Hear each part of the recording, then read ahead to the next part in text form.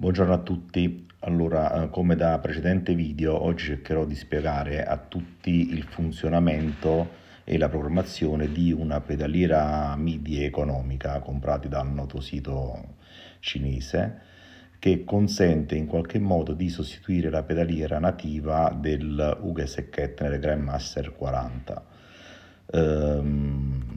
Io ho questo amplificatore, una testata che ha moltissime funzioni, molto interessante, penso già la conosciate visto che in qualche modo siete su questo tutorial. Allora, la testata solitamente può essere venduta in abbinamento con la sua tastiera, che è appunto la FSM 432. Questa pedaliera consente di svolgere una serie di funzioni, funziona sia come pedalboard sia per caricare i preset. Allora, per i preset in pratica è una situazione un po' complessa. Per sostituirla come pedalboard c'è un sistema facile ed economico. In pratica basta andare sul sito AliExpress e acquistare fondamentalmente la MIDI Chocolate, che adesso andremo a ricercare. In pratica è una pedaliera MIDI.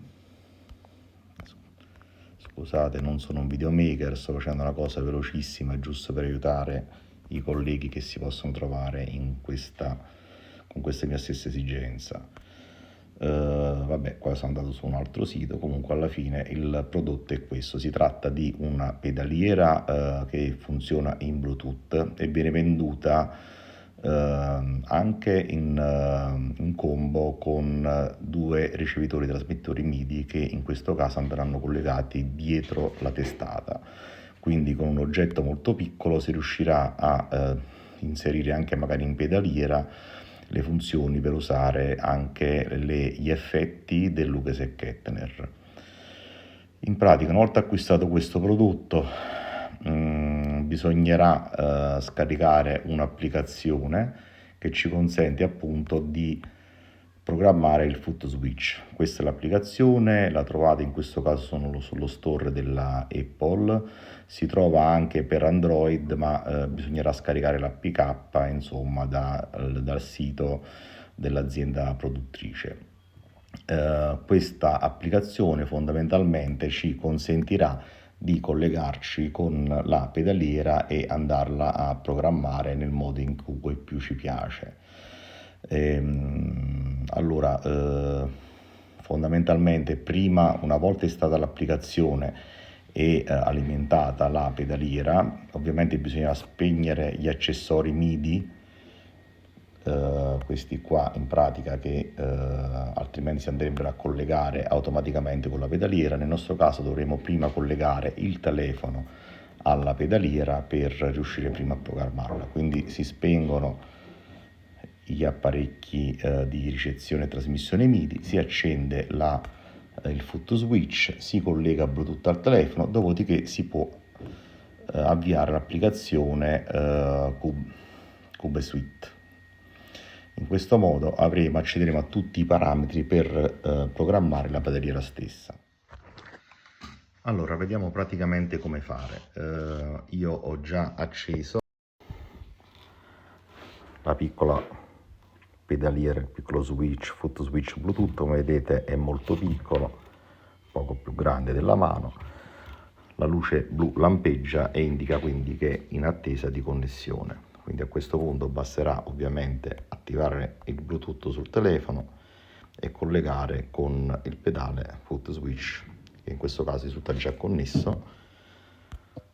E infatti possiamo vedere che la luce adesso è fissa, per cui in questo momento la foot switch è in comunicazione con il nostro telefono, ragione per cui basterà aprire la nostra applicazione Cube Suite. Vediamo che già è presente il pedale e risulta connesso.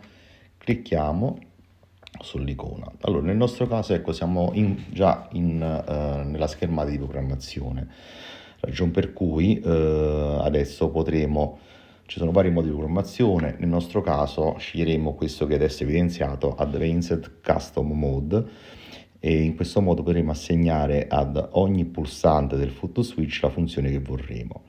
Quindi cliccando in basso sullo switch A, in questo caso vedete ci sono dei valori. In pratica si può programmare in vari modi il bottone, o in modo che in pratica svolga una singola funzione o che svolga due funzioni a seconda appunto della nostra intenzione. Partiamo dal caso più semplice. In pratica io in questo caso già ho programmato la foot switch sul pulsante B, che adesso da premere, che appunto consente di programmare lo switch B della pedaliera Chocolate. Ho attivato una semplice funzione. Allora a ogni funzione corrispondono una serie di valori che bisogna inserire per far capire qual è la funzione. Come ho ricavato questi numeri? In pratica io non ho fatto altro che collegare. Ho fatto questo lavoro per voi, quindi per le cose standard non vi servirà di fare questa cosa. Non ho fatto altro in pratica che collegare un controller MIDI, una scheda per computer appunto che avesse due cavi MIDI in auto. Ho premuto i bottoni vedendo tramite un semplice software che è freeware e si scarica online, si chiama MIDI View, MIDI View con la W finale. Legge in pratica qual è il segnale MIDI che equivale alla pressione di quel tasto della foot switch originale UGS Kettner. Quindi io mi sono ricordato di questi valori e so che numero mettere per avere la risposta equivalente a quella del tasto della pedaliera originale. Allora, quindi in questo caso, per esempio, se vado sul pulsante B, io l'ho abbinato alla funzione di distorsione fondamentalmente. Quindi allora single step, in questo modo si possono selezionare varie modalità. Single step in pratica c'è anche il box informativo accanto, ti consente tramite la pressione dello switch che tu hai messo in programmazione, in questo caso il B, una singola azione. Quindi nel nostro caso l'azione singola che ho selezionato io, single step, sarebbe quella di attivare il canale lead. Il canale lead equivale a questi codici che sono in basso, 3185. Questi, ci ho cliccato sopra, questi sono i valori che bisogna inserire sul pulsante per ottenere che alla pressione di quel pulsante corrisponda l'attivazione del segnale lead.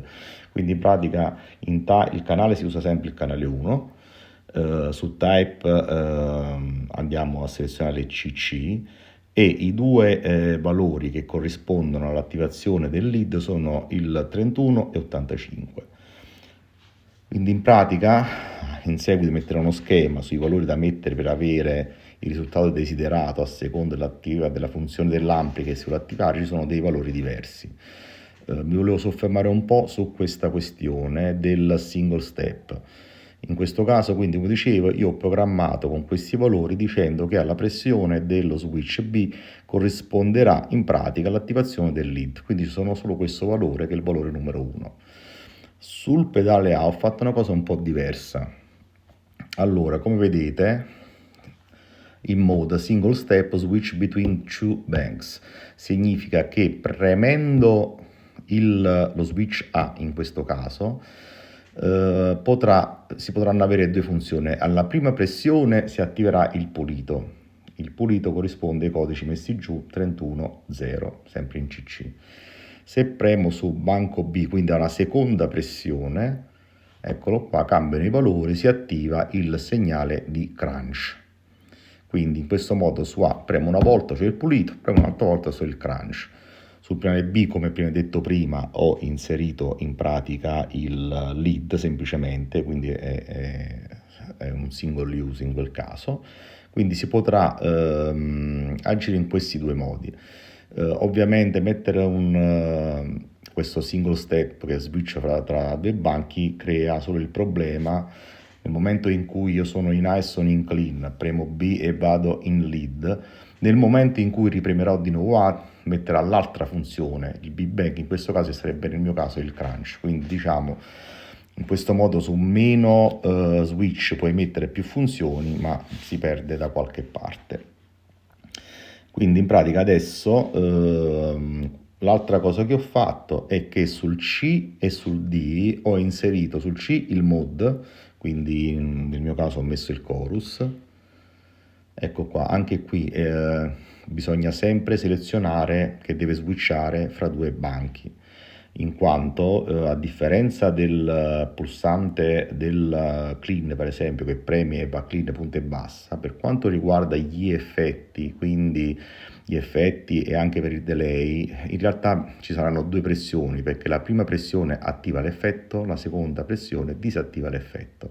Quindi anche qui avremo un A-Bank, che è la prima pressione, e in questo caso ci sono i valori 52 e 127, attiva l'effetto mod. B-Bank lo disattiva, infatti 52, 0. E quindi in questo caso con un solo pulsante, che nel mio caso è la C, riusciremo ad attivare e a disattivare la funzione di, nel mio caso, chorus. Stessa cosa vale anche sul pulsante D, che ho programmato in questo modo. Quindi abbiamo sul A-Bank una funzione che ci attiva l'effetto di delay, se clicco su B ce la disattiva. Infatti l'attivazione è il numero 127 e la disattivazione è il numero 0. Ora, parlarne così sembrerà una cosa abbastanza complessa, in realtà è semplice, basterà solo premere nell'applicazione il simbolo equivalente allo switch che si vuole attivare e inserire i valori che vi dirò di seguito e che ho rilevato dalla tastiera originale e sono riportati in questo schema.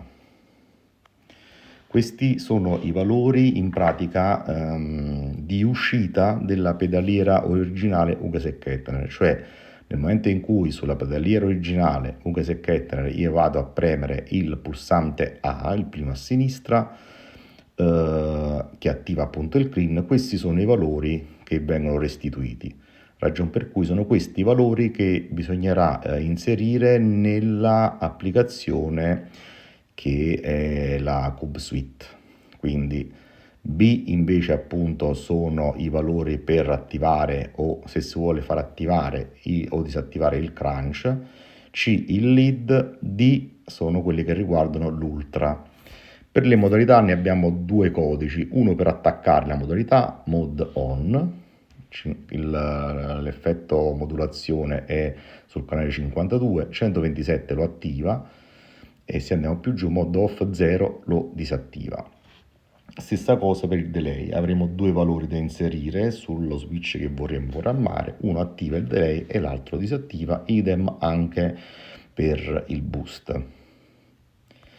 Ovviamente assieme a un'altra cosa che consente di fare fondamentalmente questo kit che si può acquistare su AliExpress o altri siti, consente anche di collegare l'applicazione nativa per tablet di Hughes & Kettner per gestire tutti i vari preset. Quindi in questo modo in pratica bisognerà spegnere in questo caso il foot switch e lasciare acceso solamente e collegati ovviamente solamente i controller MIDI. Quindi nel momento in cui io volessi usare l'applicazione della Hughes & Kettner per gestire i preset, andrò materialmente a spegnere il foot switch, perché il foot switch verrà sostituito dal tablet, ad accendere ovviamente i controller MIDI che saranno però collegati alle uscite in e out della testata, e in questo modo l'applicazione